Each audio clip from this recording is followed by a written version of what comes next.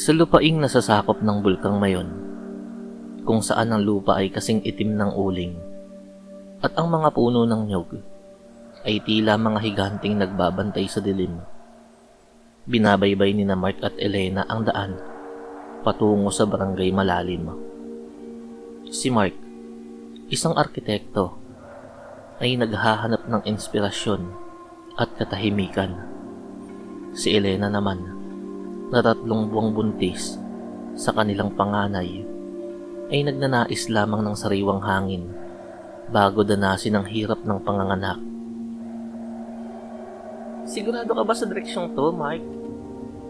Tanong ni Elena habang nakahawak sa kanyang tiyan. Ang kalsada ay unti-unti nang nagiging lupang pino at ang mga poste ng ilaw ay naglalaho na habang papalayo sila sa kabihasnan. Sabi ng pinsan ko, ito raw ang pinakatahimik na bahagi ng Albay eh. Walang signal, hindi maingay. Tayo lang talaga.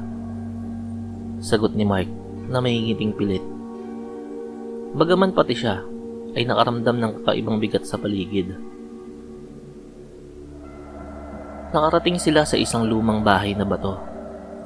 Ang ibabang bahagi nito ay gawa sa adobe, habang ang itaas ay nara at kapis. Sa tapat ng bahay, may isang matandang puno ng balete na ang mga ugat ay tila gustong yakapin ng buong bakuran. Isang matandang lalaki, si Tatang Isko, ang nag-abot sa kanila ng susi.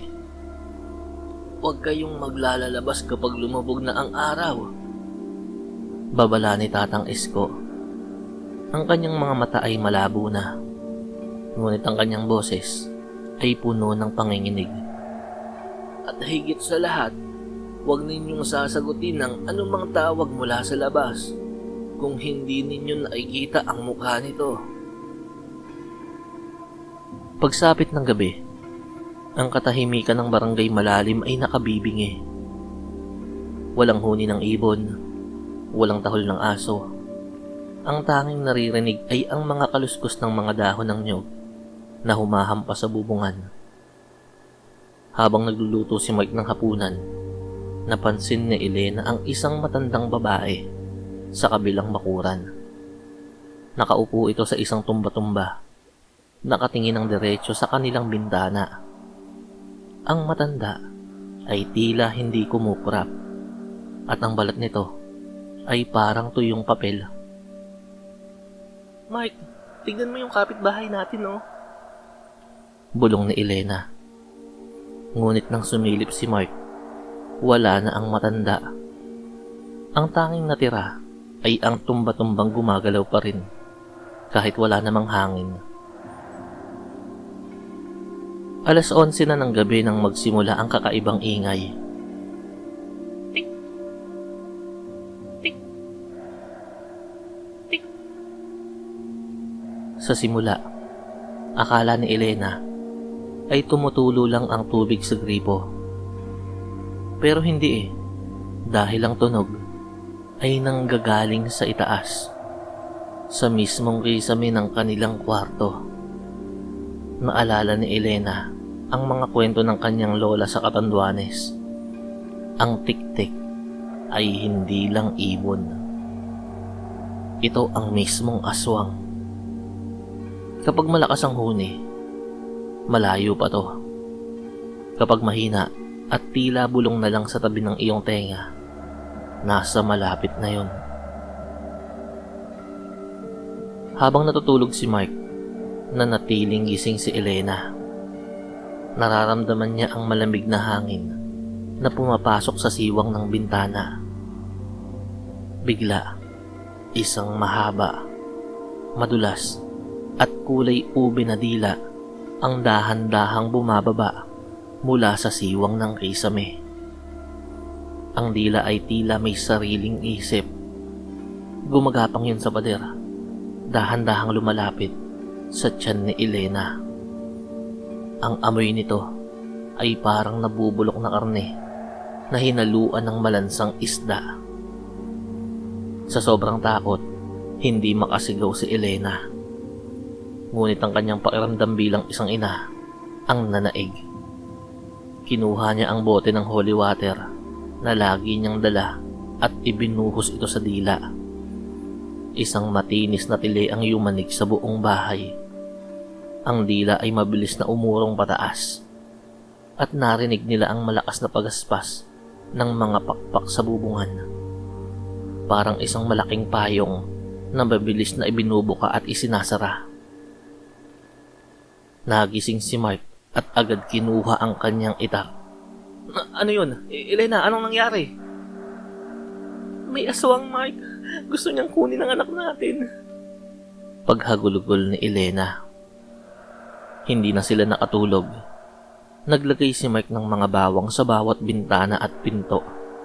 Nagbudbud din siya ng asin sa paligid ng kanilang higaan. Ngunit ang aswang sa Bicol, lalo na ang mga manananggal at baroka, ay hindi basta-basta sumusuko. Maya-maya, narinig nila ang boses ni Tatang Isko mula sa labas. Mark, Elena, buksan niyo ang pinto. May nakalimutan akong ibigay sa inyo para sa inyong proteksyon. Lalakad na sana si Mark patungong pinto nang pigilan siya ni Elena. Huwag, Mark. Tandaan mo ang sinabi ni Tatang Isko kanina. Huwag sasagot kung hindi nakikita ang mukha nito. Sumilip si Mark sa butas ng pinto. Nakita niya ang anyo ni Tatang Isko, ngunit may mali. Ang mga paa nito ay nakabaligtad. Ang mga daliri ay nakaturo sa likod at sa ilalim ng liwanag ng buwan. Nakita ni Mark na ang anino ng matanda ay walang ulo. Isa lang ang ibig sabihin noon. Hindi yan si Tatang Isko. Bulong ni Mark. Kinuha niya ang isang sako ng asin at biglang binuksan ang maliit na bintana sa pinto at isinaboy ito. Ang nilalang sa labas ay umalulong dahil sa matinding sakit. Ang balat nito ay tila napapaso.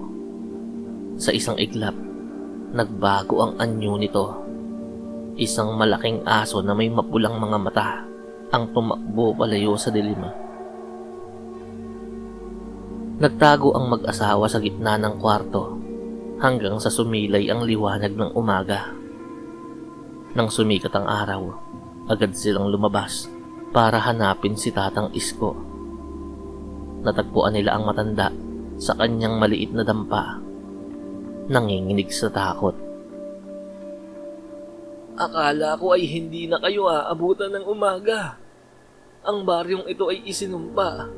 Ang pamilyang nasa kabilang bahay, sila ang pinakamatandang lahi ng mga aswang dito sa Albay. Hindi sila namamatay hanggat hindi na ipapasa ang mutya ng kanilang pangiging aswang sa kanilang panganay. Ipinaliwanag ni Tatang Isko na ang tanging paraan para makalayo ay ang paggamit ng siling labuyo at asupre. Ang anghang ng sili ay lason sa kanilang pang-amoy at ang asupre ay sumusugat sa kanilang balat. Binigyan sila ni Tatang ng isang botelyang may langis na may kasamang mga ugat ng halaman at sili.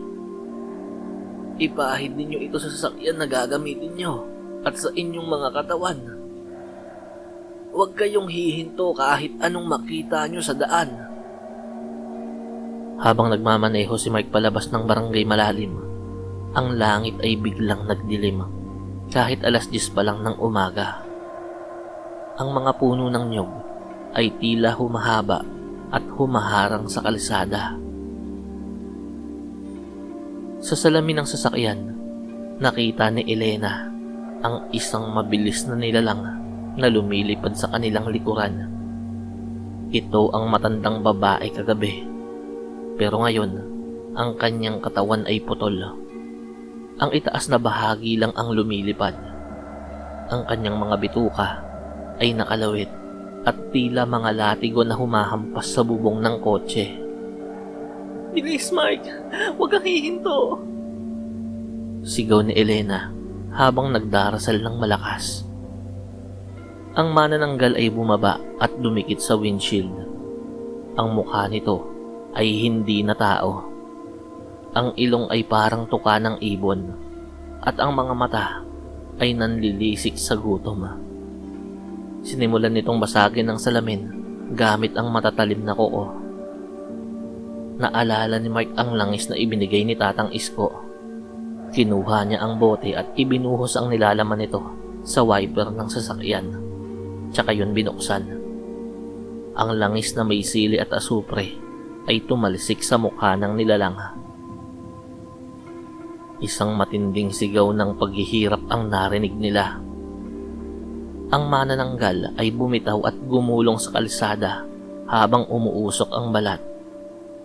Hindi na hinintay ni na Mark na makabangon ito. Pinaharurot niya ang sasakyan hanggang sa marating nila ang highway kung saan marami ng tao at sasakyan. Nang makarating sila sa Legazpi City, huminto sila sa isang simbahan. Doon lang sila nakahinga ng maluwag. Habang pinupunasan ni Mike ang pawis sa kanyang noo, napansin niya ang isang kalmot sa kanyang braso. Hindi yun malalim, pero iyon ay kulay itim. Tiningnan ni Elena ang kanyang tiyan sa salamin. Mayroon ding maliit na pulang marka roon. Isang tila tuka ng ibon. Ligtas na sila, pero alam nila, ang karansa nila sa barangay Malalim ay hindi lamang isang kwentong matanda. Sa tuwing makakakita sila ng sili o makakaamoy ng asupre, naaalala nila ang gabing yon sa paanan ng Mayon. Ang ganda ng bulkan ay may kalakip na panganib at ang dilim ng Bicol ay may mga matang laging nagmamasid, naghihintay ng susunod na dayuhan na maliligaw sa kanilang teritoryo. Mula noon, hindi na bumalik ang mag-asawa sa liblib na lugar na yon, at ang anak nilang isinilang pagkalipas ng ilang buwan ay pinangalanan nilang Procopio. Bakit ganoong pangalan ang ibinigay nila? Hindi ko rin alam.